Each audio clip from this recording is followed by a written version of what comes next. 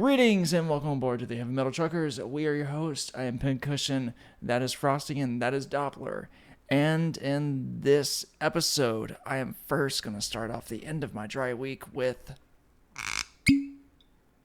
Oh, yeah. What's the drink choice of today? This drink choice is Bruichladdich. This is the classic laddie. It is one of the best scotches out there, and it was one of the original ones in Scotland.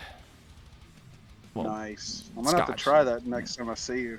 Oh yeah, it's fantastic. Bruichladdich, along with Glenlivet and Glenfiddich, if I'm not mistaken, and a few others, they helped establish the identity of whiskey in Scotland, if I'm not mistaken. Of course, there'll probably be some whiskey connoisseurs out there that may end up correcting me, but I'm pretty certain. I mean, I've been studying this for a little while, but anyways, I digress. All right, guys, so we are going to review Cradle of Filth's latest album, The Screaming of the Valkyries. And one of you guys go first. I'll go ahead and throw in my 2 cents. Yeah. I'll go ahead and throw in my 2 cents. It's the one album I didn't listen to as much as I listened to the other albums that I needed to, but in my defense, I had more albums to listen to than you did. You had 5 albums to listen to, which I discovered that we have like another 1 or 2 that we need to listen to, like Arch Enemy and... I think I saw that they had something coming out. Yeah. There's another one I can't think. I think I put it in the group message. So. Yeah. But so I kind of, since Cradle is the band that I don't typically listen to as often as I would like the others, it's the one I kind of spent the least amount of time on, if I'm being honest. However, so I guess introduction to Cradle was sometime back in high school. It was either 08 or 09. They maybe like 1 or 2 songs stuck out to me way back when. However, it wasn't something that I would like actively go and search and listen to all the time. So it's not my strong suit to like go after new Cradle of Filth music. However, this is my job, so we're gonna go ahead and review it. Listen to the album. A hobby. You know what? I want to count it as a job because making money. Once we start making money on, that too. If we ever were to start making money on this, like I might actually start taking things seriously. Yeah. Oh yeah, no, definitely. Well, I want to count this as a job because my other one makes me feel like trash. So, anyway, listen to the album, and I mean, yeah, it's definitely Cradle. I can tell that it's Cradle.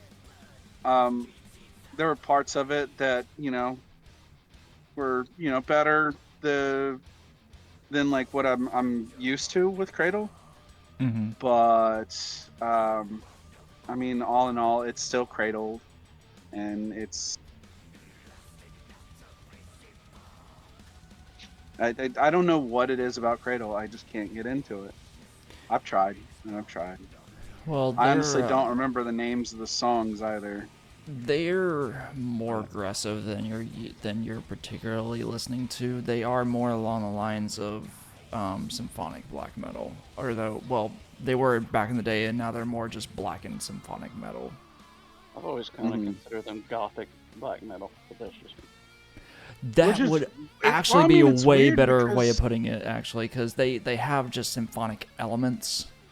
Because they're not to the extent that the Dimmu Borgir is. No. Yeah. Well, I mean, it is kind of weird though, because I do listen to a lot of gothic music, but they have a whole lot of black metal elements.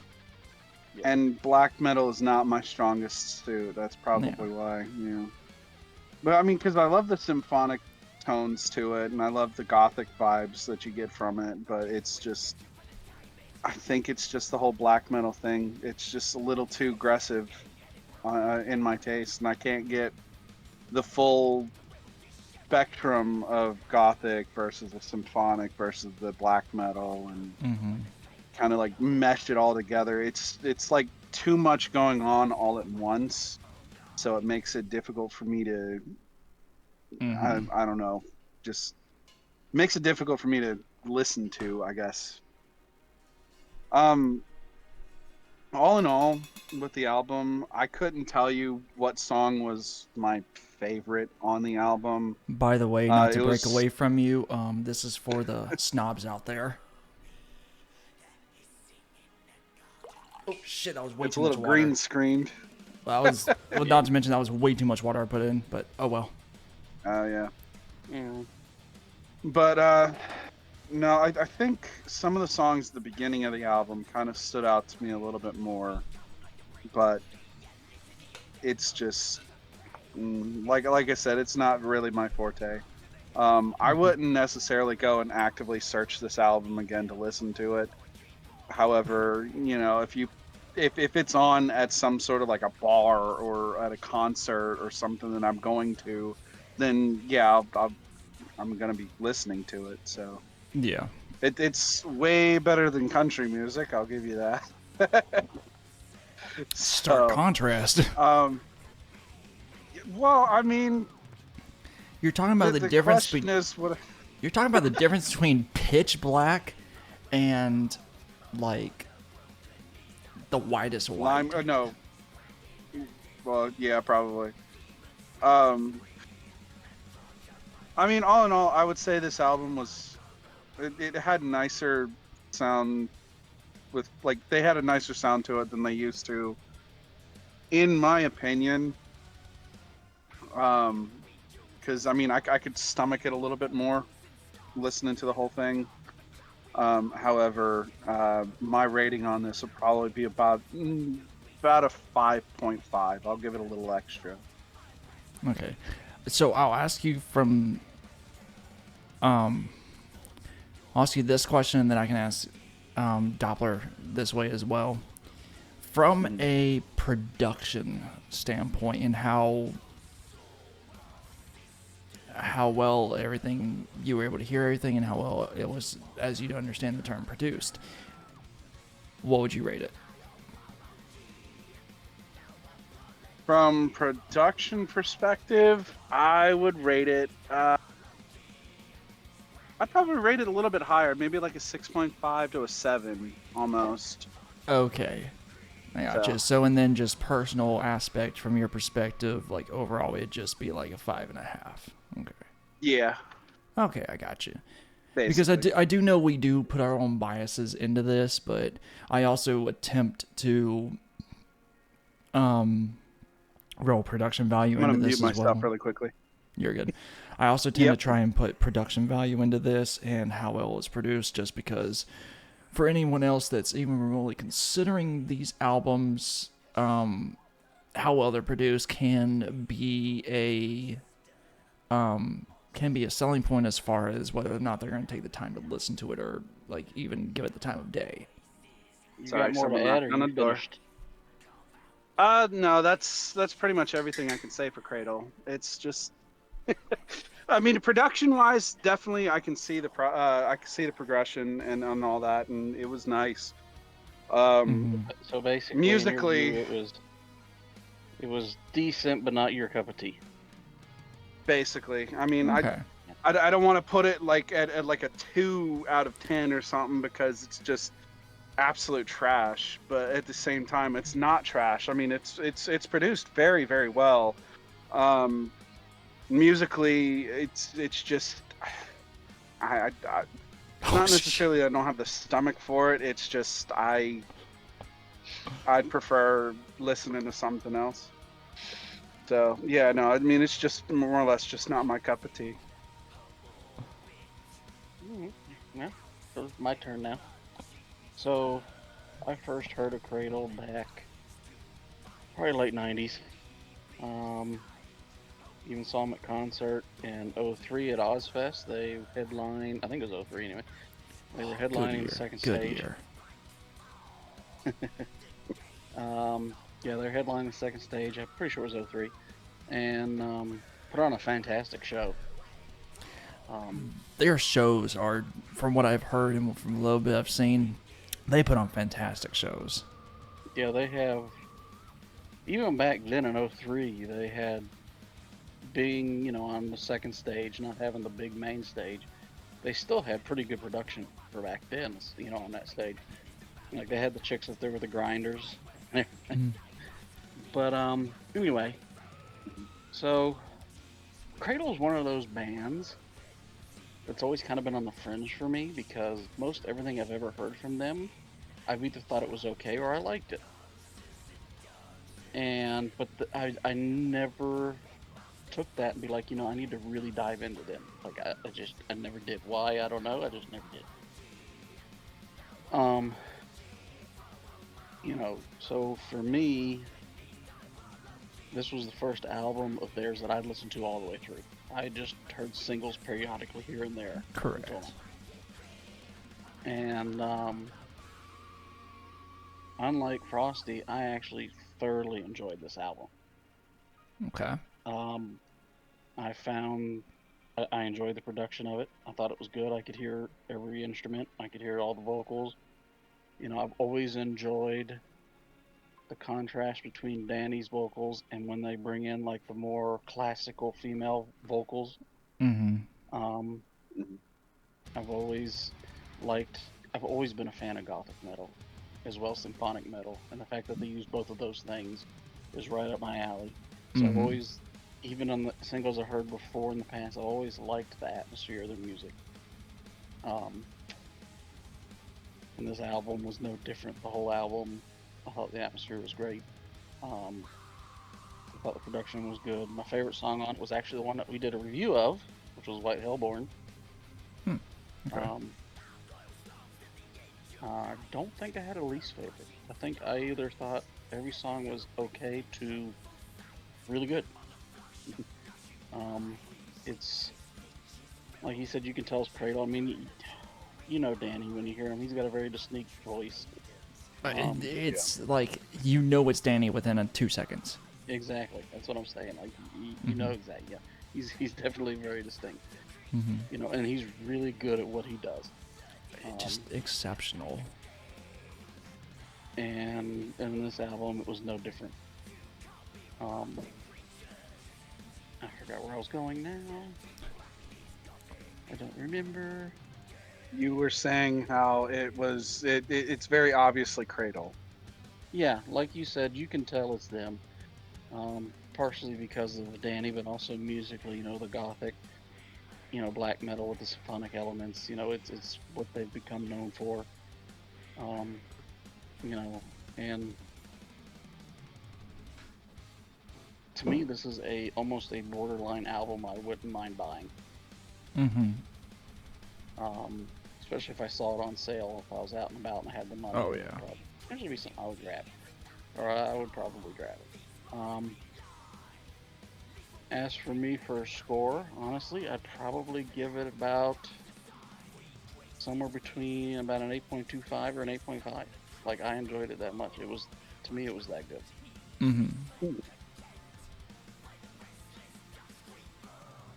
Oh, my turn. Yes. Alrighty. So, let me get out Mr. my Analytical over here. Let me get my note cards. So, the way I got introduced into Cradle, I don't fucking remember. What I can tell you I is... swear we were both introduced about the same time. About by the same time, person. but the details of it, I could not tell you because it's been way too long. But what I thought we had gotten introduced to it by a friend of ours. Possibly, or... I don't remember who it was. Hell, it could have been... Hell, I might have actually been slightly before that I stumbled on them. You would remember Frosty, the Antichrist. Oh, John. Oh, yeah, yeah, yeah, yeah, It yeah, yeah, yeah. Yeah. it may have been him, but I feel like I had come across them before. Um, You probably had. I know he would have been the one that introduced me. yeah, I think I had known about them before though. Um, Now, the main track, I believe, that really made me know them was the one that everyone probably got introduced to them by, at least these days. And then one track that's most notable from back in the day, which is an Amphetamine Fix. It had that doomy aspect and just like a nice gothic element, but yet nice vocals, and it made for an amazing groove. And I think that's kind of what did it for me to get me into them. But I never fully got into them. It was just I enjoyed them, and it's in like their material was stuff that I had on like my iPod Nano at the time, or hell, MP3 player back at the time, and I had their stuff on me. Oh no, I think at that time you had an iPod Touch. No. Back whenever I had a Cradle, it was Nano. Oh. Oh wow, we're really going back. Yeah. Well, because there was the well, because there was the touch, but there was like the no, yeah, because the smallest one was the shuffle, and then you had the nano that had the scroll wheel. The one you gave me. Yeah, the shorter version of like the Game Boy looking one. Yeah. God, it makes me feel old to say these things. I know it makes Doppler feel old too. I feel old because what you're talking about was when I was in like college and after I graduated college. You know what I'm talking about this. It's like But, forever ago. I know. So yeah, like it was about that era that I knew Cradle. So again, like they were a group that I had, but there were more groups I was into at the time. But at least I've decently followed them, and like if they had a new album, I wouldn't know about it until probably 2 or 3 years later, or just hearing about it. I'm like, oh, and I had a couple tracks on it. But these days, as I've gotten more into the aggressive style and just become a big fan of just both modern and traditional black metal, they have been just a group that, especially recently, I've just really delved back into, just because they're good at what they do. They're just fantastic at what they do. And this album is no fucking exception. I loved this album. There was a time where Cradle had to rush things because I couldn't tell you which album it was, but there was a weird thing with a contract, or a contract, essentially a contract, but a label that they were trying to get out of, and so it's like they ended up rushing some albums, and it was meh at best, and then they started picking like back. Not at the end. Dude, Slip. I'm not gonna talk about that. Not talking about that. After Volume 3, and maybe a little bit of I forget it every time, but it's the one that Psychosocial's on. I cannot remember it, but like after that, just no, absolutely not. Just, no. But with this, it was I think around the Hammer of the Witches era album for them was whenever they were kind of starting to get back. I think Cradle was starting to get back into their groove, from my recollection. And then their album before this, Existence is Futile, I believe that was a fantastic album. And then they bring on the Screaming of the Valkyries, which overall was fantastic.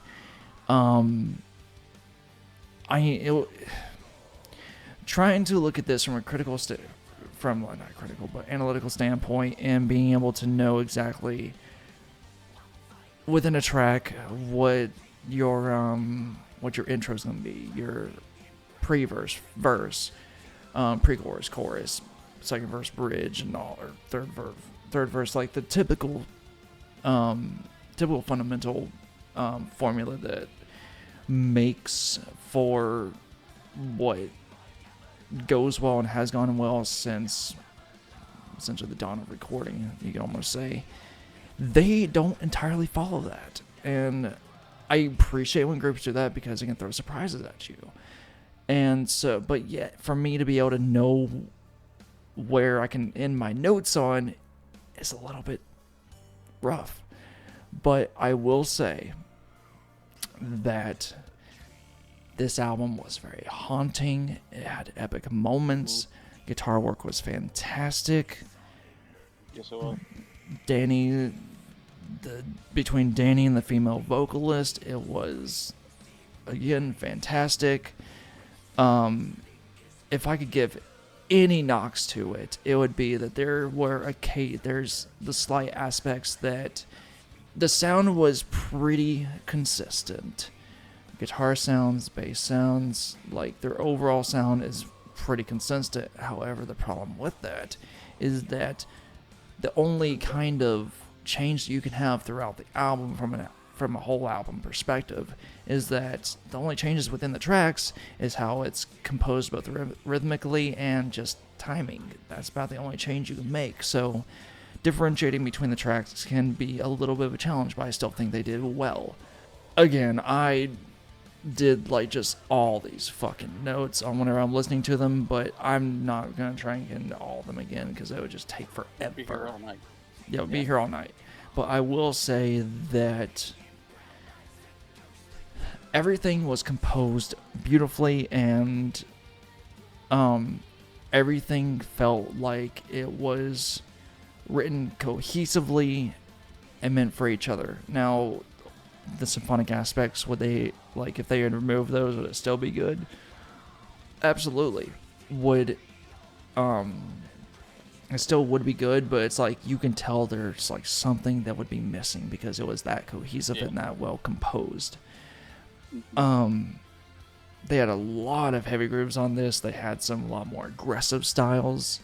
I could go all kinds of day into this, but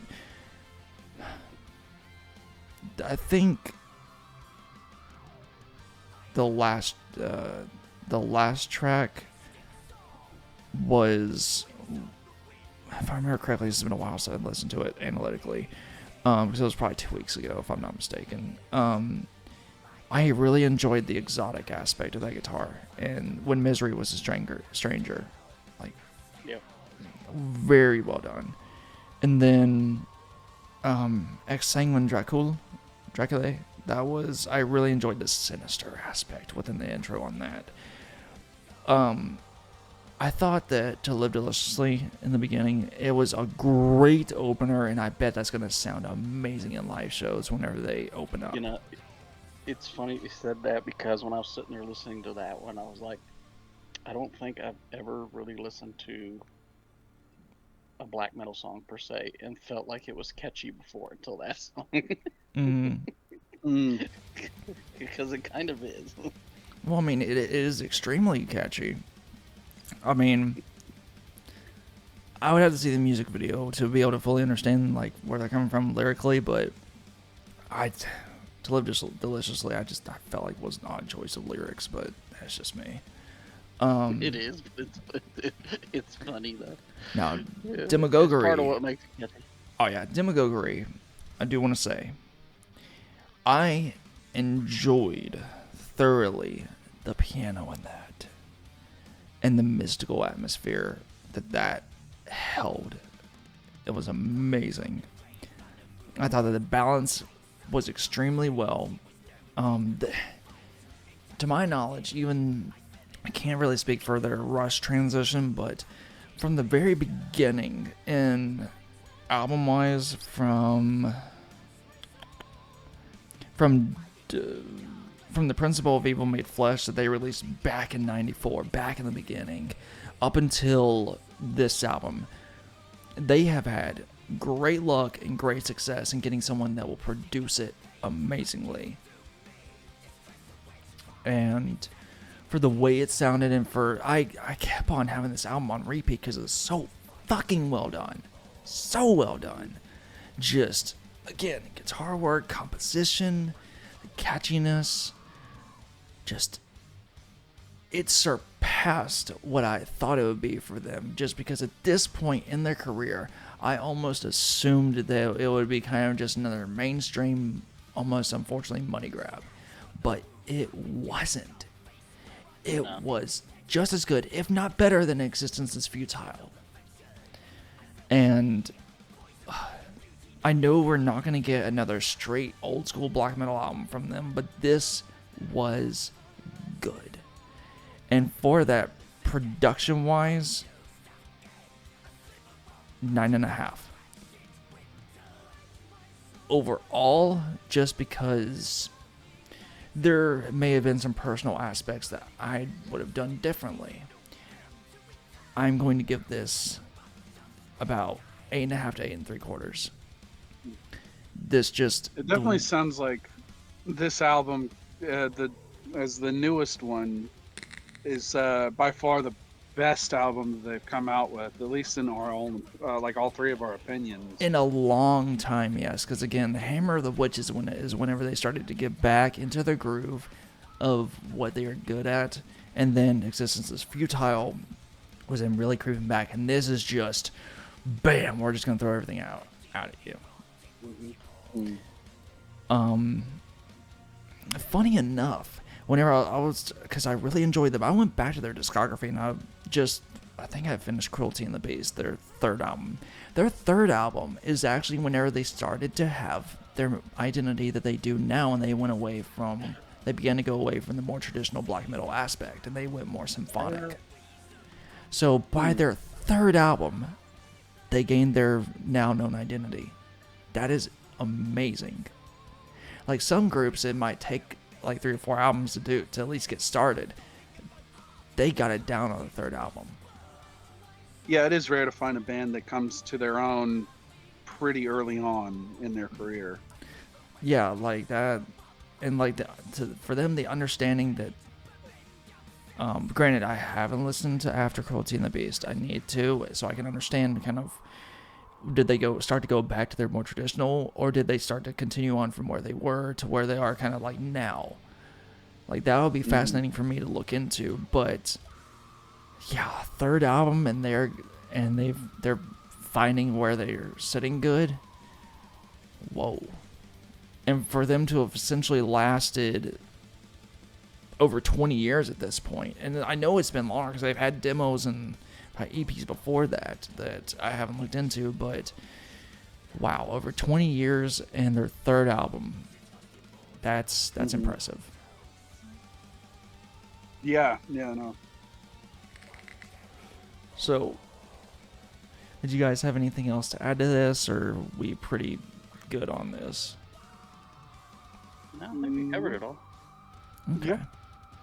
Well, nice. Well, guys, that was the review of Cradle of Filth's new album, latest album, Screaming of the Valkyries. We hope you did enjoy it, and if we hope that if you guys do enjoy what we've said regarding this, that maybe you'll go and check it out and provide your own thoughts on it. Or if you've already listened to it, provide your own thoughts on this, and we can get on discussion going. But until then, guys, as always, keep rolling heavy.